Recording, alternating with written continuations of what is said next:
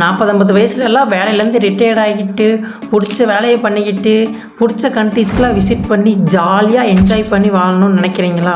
So அதுக்கு ஒன்று பண்ணணும், வெல்த்தை பில்டு பண்ணணும்.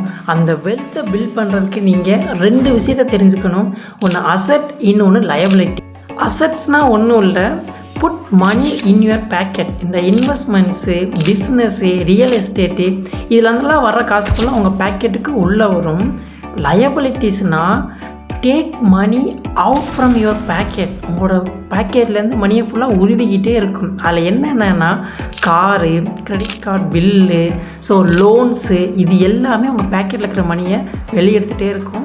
ஸோ அதிகமாக அசட்ஸை வாங்குங்க, லயபிலிட்டிஸை தவிர்த்துக்கங்க.